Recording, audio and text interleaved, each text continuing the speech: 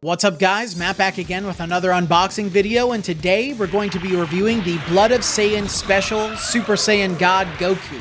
Before we dive into the video, please remember to subscribe and hit the bell, like the video, comment your thoughts down below for us to discuss, follow me on my socials, and consider becoming a YouTube member to enter into our monthly giveaways and Discord server so our community can help you on your Dragon Ball figure collecting journey.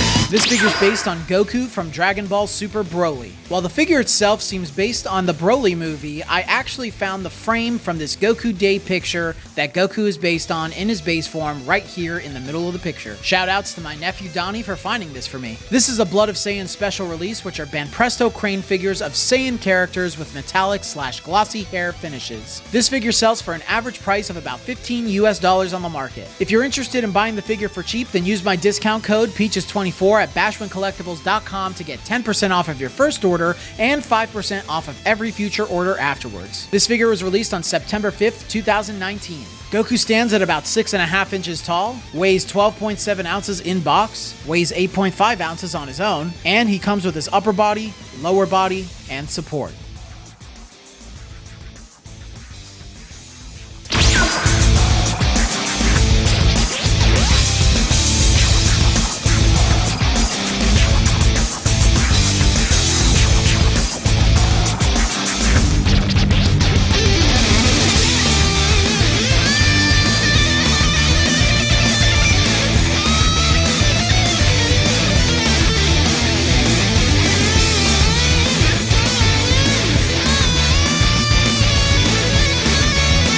Super Saiyan God, a form that feels almost forgotten about by Bandai and Toei and Shueisha. I mean, it was introduced in Battle of Gods and then quickly,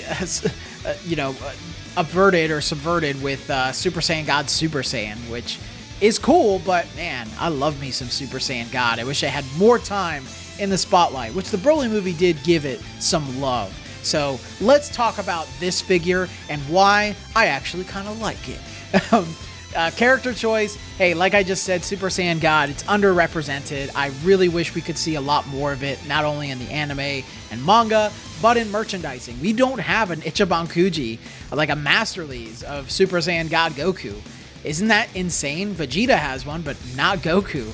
So I hope that is on the horizon in some way from Bandai, but this is a really great idea from Blood of Saiyans, and this came out when the Broly movie was kind of new and coming out or just came out. So I can see why they went in this direction, because it would be a really cool part from the movie. And when Goku actually does the Godbind technique, it's a very cool technique. We've never seen it before. It seems like an original technique by Goku, so I love seeing things like that in Dragon Ball. And, you know, the pose is super cool and unique as well. Even though it is taken from that Goku Day poster that my nephew found for me. I had no idea what this character was based on until he sent me that. And I was like, oh, that's where it's from. So it was just like coincidence before I made this review. So thanks, Donnie, for that a lot, because I was like, I don't know what this is. But yeah, Super Saiyan God deserves more merchandise, so character choice is definitely a 5 out of 5. The likeness, I'm super duper impressed with the likeness, man. Goku looks very good in the face. I love the details around his eyes. Like, they really got it right, because in Super Saiyan God, the eyes are like rounder and bigger. And they have, you know, those little black dots in the middle, but you can see Goku's like intensity in his face as he's firing off this technique. They scrunched up his nose. They did those anime lines under his eyes. His teeth look good. They don't have like that buck teeth effect that sometimes figures have when they have an open mouth. Good details within the mouth as well. Like, I think they did a spectacular job. He looks exactly like Goku. They capture the ferocity, and they make the likeness of a Super Saiyan God perfectly captured in this figure. The likeness is a 5 out of 5, hands down. The sculpt quality is near perfect. There's great details all around this thing. His hair is being blown back by the technique, so I love the way that they sculpted his hair, and it doesn't look awkward in any way. I really like the way that they did that. His muscles are super defined. His gi looks very well done. You can even see scrunches in his boots and stuff. from how he's positioned. The belt sash is flowing in the back. Everything looks great. My biggest issue with the figure, though, is that ugly support that's on his front foot, because it's a big block of blue. Plus, it's kind of finicky. Like, Goku he can't stand without it, for sure. Major balancing issues because of the pose that he's in and how his weight is distributed. But even when I put it on, he is kind of finicky. Like, it's not bad, but he will wobble a little bit. And it almost makes me feel like he's not completely straight. He looks fine. You like really have to nitpick for it to look like that. But yeah, I wish they did a better job with that part of the figure. Otherwise, the sculpt is near perfect. So I'll give the sculpt a 4 out of 5 in that regard. Paint and shading, though, wow, man, this was back when paint and shading were on Crane figures. You can see some magnificent shading effects all across the orange and yellows of his gi, the blues on his shirt, his wristbands, his boots. You can obviously see the metallic hair color for Blood of Saiyans, which it's not perfect, but it is really good. I think this was around the time that they started to get a little better with the application of the metallic finishes on them.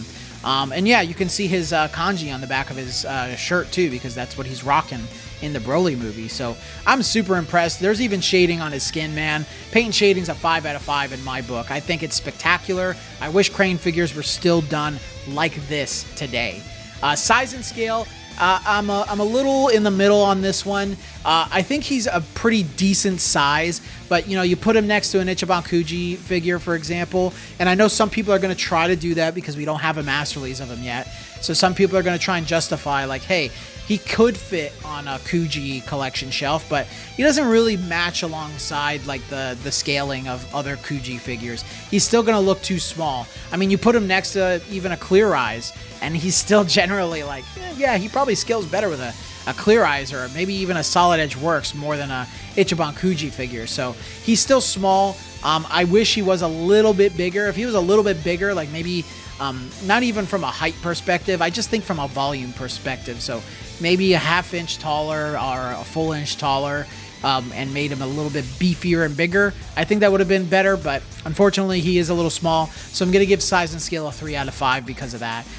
Not perfect, not bad, just right in the middle. I wish it was just a little bigger. That's all. But yeah, I'm so impressed with this thing. I think I used to own this. I don't remember. I'm almost positive I used to own this figure back in the day, before I sold off my first collection. But I really do have a fondness for it. I think they did a great job with his face, the pose, so many aspects of the figure I love. So if you are looking for a cheap alternative for a Super Saiyan God until the Ichiban Kuji one day finally arrives, I think, you know, I recommend this one. He's super cheap to pick up. I'm going to walk away and give this Goku a 4 out of 5. Thank you all again for watching today's video. But before we move on to the upcoming giveaways this month, I'd like to mention my new merch that's launched. We've got shirts, hoodies, mugs, and more. If you want to support me a bit further and rock some of the merch on the channel, please check out the shop tab on my channel.